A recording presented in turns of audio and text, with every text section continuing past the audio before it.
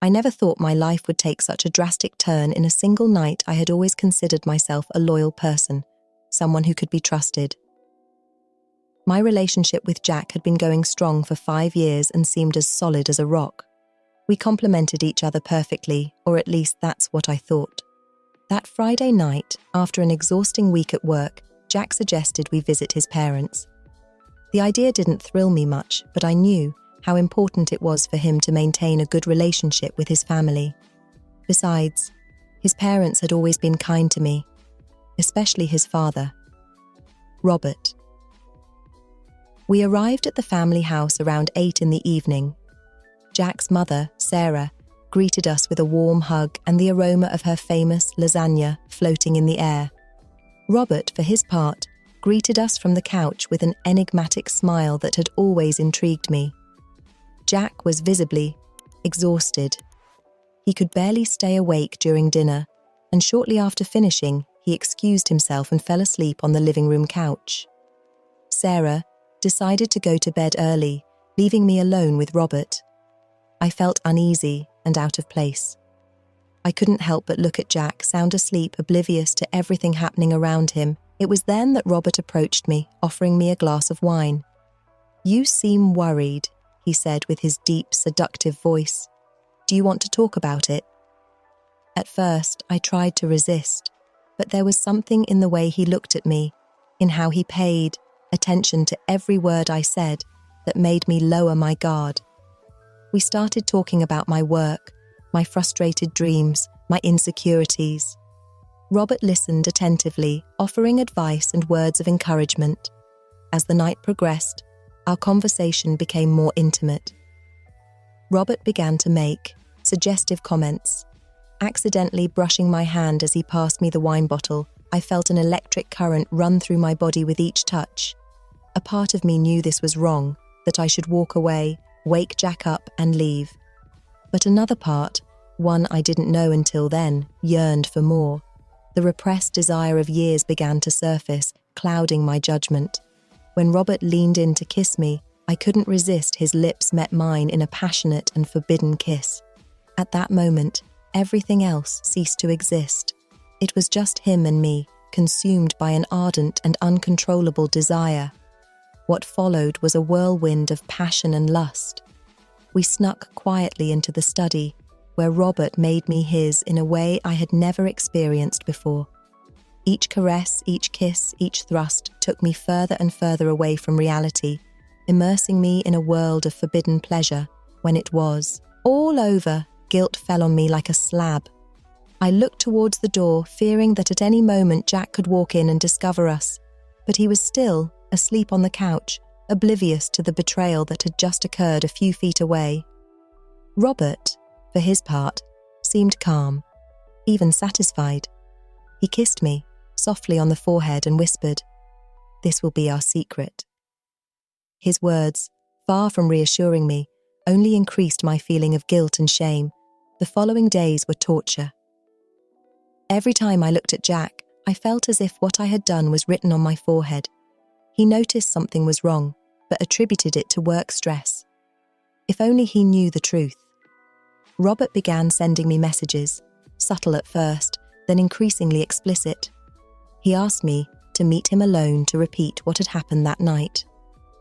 Part of me wanted to erase everything that had happened and move on with my normal life, but another part, one I barely recognized as my own, longed to feel that forbidden passion again.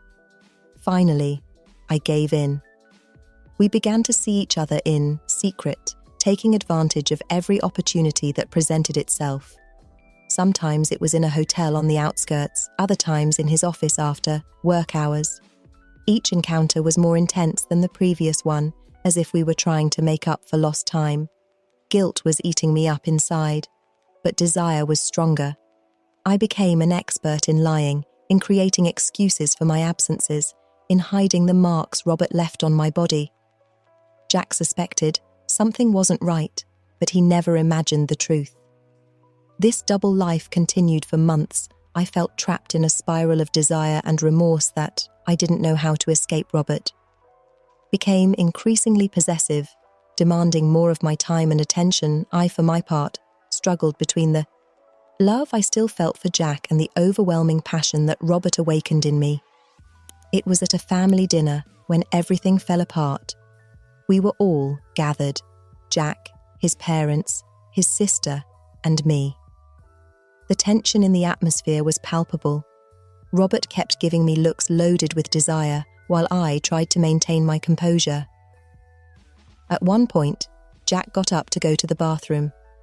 It was then that Robert, taking advantage of a moment when no one was looking, slid his hand up my thigh under the table. The gesture startled me, causing me to spill my wineglass on the white tablecloth Sarah rushed to clean up the mess, while I apologized clumsily. It was at that moment that I saw the expression on Jack's face, who had just returned a mixture of surprise, pain, and sudden understanding. He had seen everything. The silence that followed was deafening.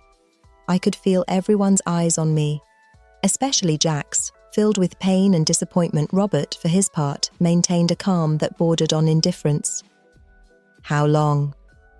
Jack's voice finally broke the silence, laden with contained emotion I had never heard before. I couldn't answer. The words got stuck in my throat, choked by guilt and shame. It was Robert who spoke, with a coldness that chilled my blood. "For months, son. Your girlfriend and I have been seeing each other behind your back." Chaos broke out at that moment. Sarah let out a muffled cry, Jack's sister began to cry, and I just wanted the earth to swallow me whole. Jack lunged at his father, but was stopped by his sister and mother. "How could you do this to me?" Jack shouted, with tears in his eyes. "He's my father, for God's sake."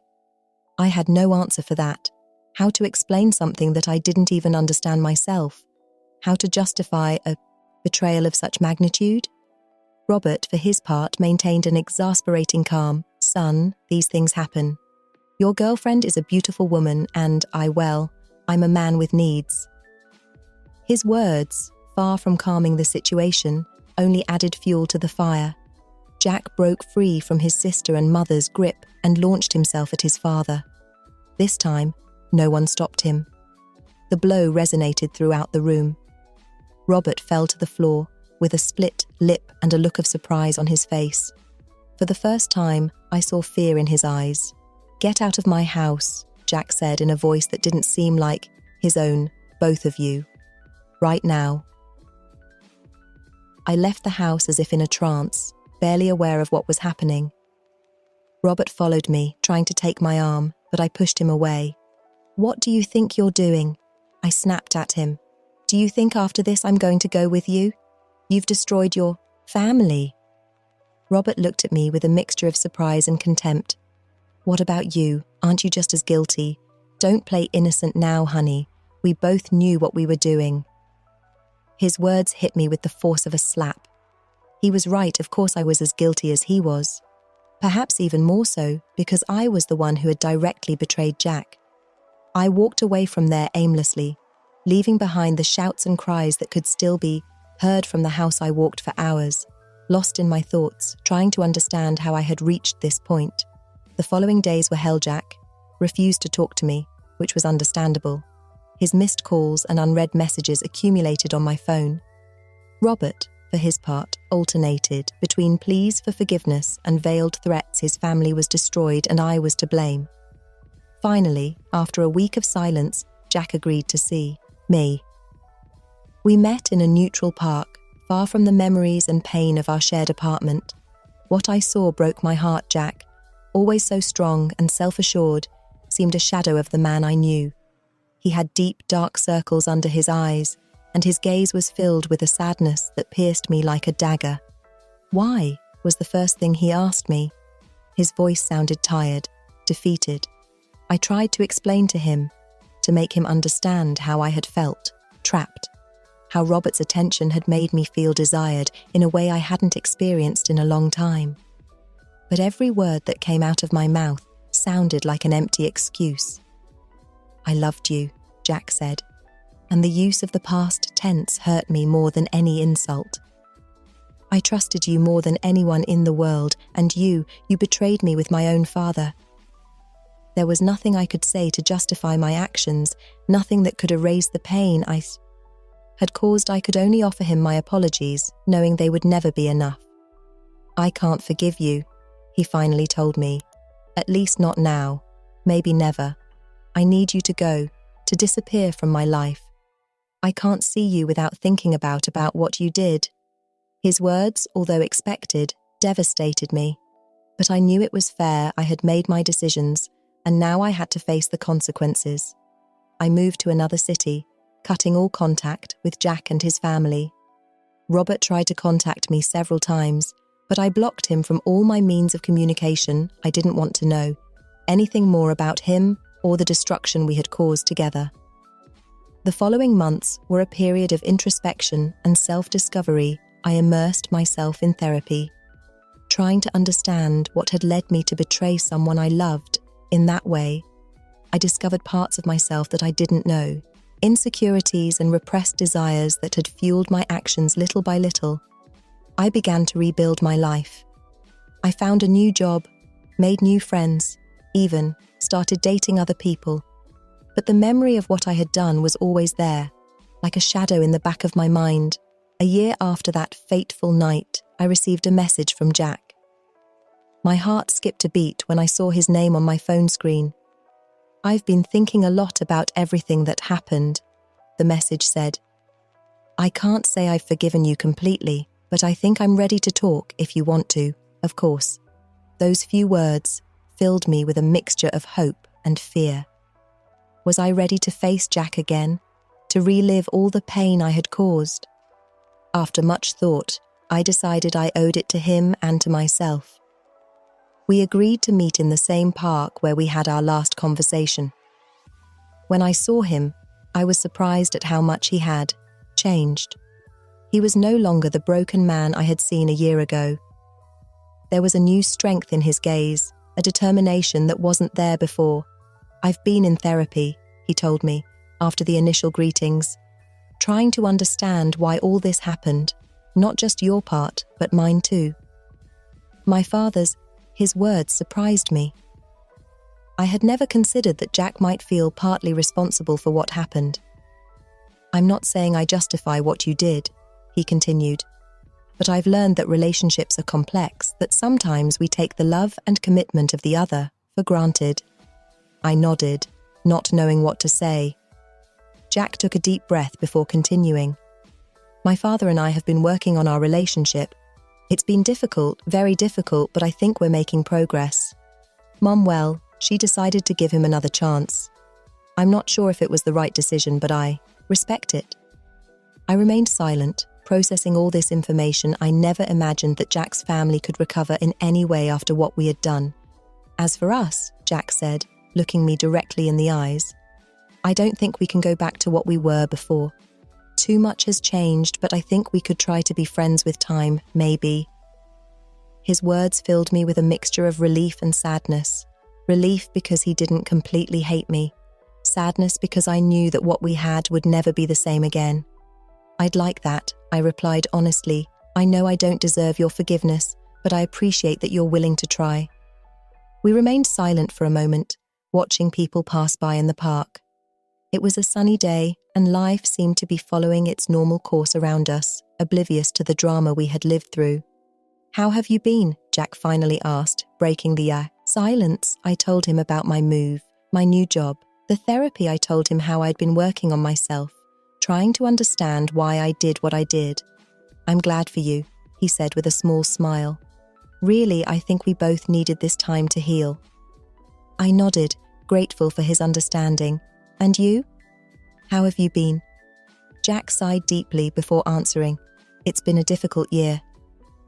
There were moments when I thought I wouldn't get over it, but therapy helped a lot. And my friends, I don't know what I would have done without them." He told me how he had changed jobs, how he had started traveling more, meeting new people, how little by little he had started to rebuild his life.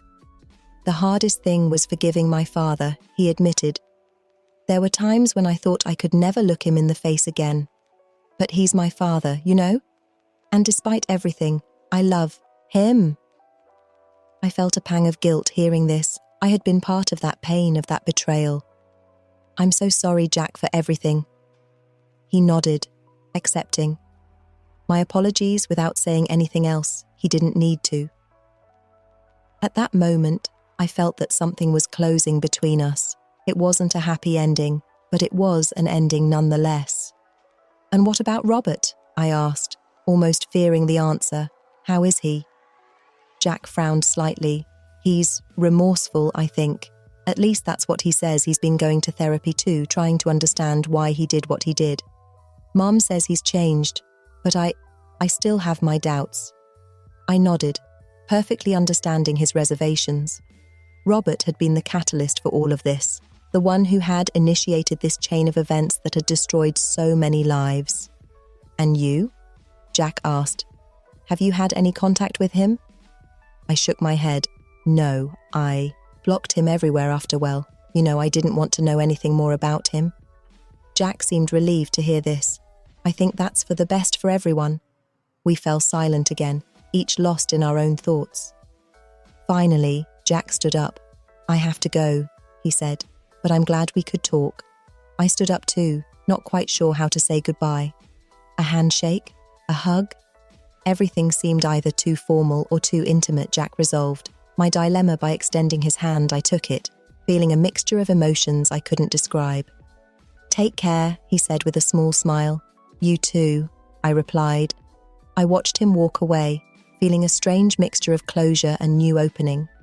It wasn't the ending I had expected for our story, but perhaps it was the one we needed. The following months were a period of reflection and personal growth. Jack and I maintained sporadic contact, mainly through messages. We weren't best friends, but we weren't strangers either. It was a delicate balance, but it worked for us. One day, almost 2 years after, that fateful night, I received an unexpected call. It was Sarah, Jack's mother. "Hello, honey," she said with a trembling voice. "I know this might be uncomfortable, but I need to talk to you." My heart raced. Had something happened? Was Jack okay? "Of course, Sarah," I replied, trying to stay calm. "What's going on?" There was a long silence before she spoke again. "It's Robert. He wants to see you. He says he needs to close this chapter of his life to be able to move forward." I felt as if the ground was opening up beneath my feet. Robert. The man who had turned my life upside down, who had destroyed his own family, he wanted to see me. "I don't know if it's a good idea, Sarah," I finally said. 2 years have passed. We've all moved on. Sarah sighed on the other end of the line. "I know, honey, believe me, I know, but Robert, he's changed. Therapy has helped him a lot, and I think we all need this closure, including you." I remained silent, considering her words. Did I really need this closure, or would it just reopen old wounds? "Does Jack know?" I finally asked. "Yes," Sarah replied. "In fact, it was he who suggested I call you. He says he trusts your judgment." Those words surprised me. Jack trusting me again. After everything that had happened, I felt a wave of gratitude towards him. "Okay," I finally said. "I'll do it, but I want Jack to be present." Sarah seemed relieved. "Of course, honey, I'll arrange everything." A week later, I found myself in front of Jack's parents' house, the same house where everything had begun. I took a deep breath before ringing the doorbell. Jack was the one who opened the door. I was surprised to see him there, but his presence reassured me a little. "Hi," he said with a small smile. "Thanks for coming." We entered the house together. Sarah greeted us in the hallway, giving us both a hug. Robert was sitting on the living room sofa, the same sofa where Jack had fallen asleep that night. When he saw me, he stood up. He looked older, more tired than I remembered. His eyes, once full of seduction and confidence, now showed remorse and shame. "Hello," he said in a hoarse voice. "Thank you for agreeing to see me." I sat in the armchair across from him, with Jack by my side. Sarah sat next to her husband, taking his hand in a gesture of support. "I've been in therapy," Robert began, "trying to understand why I did what I did, why I betrayed my family, my son." I nodded, not knowing what to say. "There's no excuse for what I did," he continued. "I know that now, but I want you to know that I'm sorry, deeply, for the harm I caused you, Jack, Sarah, all of us." His words seemed sincere, but I still felt a mix of conflicting emotions. Anger, sadness, confusion. "Why?" I finally asked. "Why did you do it?" Robert lowered his gaze, ashamed. I think I felt old useless seeing Jack, young and successful with a beautiful girlfriend. I wanted to prove to myself that I still could, that I was still desirable.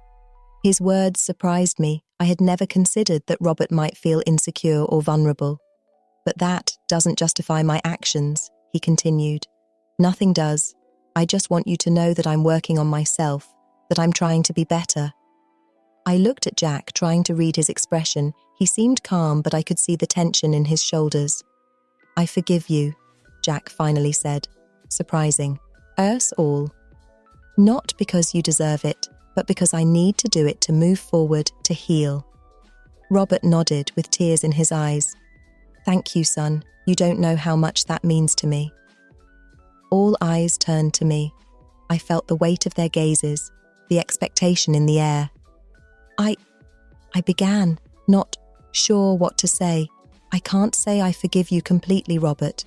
What I did caused a lot of harm, but I appreciate your apology, and I hope we can all heal and move forward." Robert nodded, accepting my words. Sarah let out a sigh of relief, as if she had been holding her breath all. This time we remained silent for a moment, each processing what had just happened. Finally, Sarah stood up. "How about we have some coffee?" she suggested, trying to lighten the mood we all accepted, grateful for the distraction. While Sarah prepared the coffee in the kitchen, Jack and I went out to the backyard to get some fresh air. "Are you okay?" he asked, looking at me with concern. I nodded slowly. "I think so. It's a lot to process, and you?" Jack sighed. "Me too, but I think it was necessary for all of us." We fell silent, looking at the garden. The flowers were in full bloom, filling the air with their fragrance. "You know," Jack said after a moment, "I think I now understand why all this happened." I looked at him, surprised. "What do you mean?" "I don't justify it," he quickly clarified. "But I think I understand. We were all looking for something. You felt neglected. My father felt insecure. I was so focused on my work that I didn't see what was happening around me." His words made me reflect. He was right. We had all contributed in one way or another to create the situation that led to the infidelity. "Do you think we'll ever be able to completely overcome this?" I asked. Not sure I wanted to hear the answer. Jack looked at me with a small smile on his lips. "I think we already are. It won't be easy, and it will never be like before. But I think we've all learned from this. We've grown." I nodded, feeling a wave of gratitude towards Jack. Despite everything that had happened, he was still the most understanding and mature person I knew. "Thank you," I said, "for everything. For being here today, for suggesting this meeting, for forgiving me." Jack took my hand, giving it a gentle squeeze. "Thank you for coming, for facing this with me, with us." At that moment, Sarah called us from the kitchen. The coffee was ready. We returned to the house, where Robert was waiting for us at the dining table. The atmosphere was still tense, but it no longer felt as heavy as before as we drank coffee and talked about trivial matters. I felt that something had changed. We weren't the same happy family as before, but we weren't enemies either. We were people who had made mistakes, who had suffered, but who were trying to heal together. When it was time for me to leave, I said goodbye to everyone with a hug. Even to Robert, although it was brief and somewhat uncomfortable. Jack walked me to my car. Before getting in, I turned to him. "Do you think we'll be okay?" I asked. Jack smiled, a genuine smile that reminded me of the man I had fallen in love with years ago. "I think we already are," he replied, not in the way we expected, but in the way we needed. I nodded, understanding perfectly what he meant. I got in the car, and before starting it, I lowered the window. "Take care, Jack," I said. "You too," he replied, "and let's keep in touch, okay?" "Okay," I smiled as I drove away. I looked in the rearview mirror. I saw Jack standing on the sidewalk, watching me leave. At that moment, I felt that a chapter of my life was definitively closing, but another one, new and full of possibilities, was opening before me.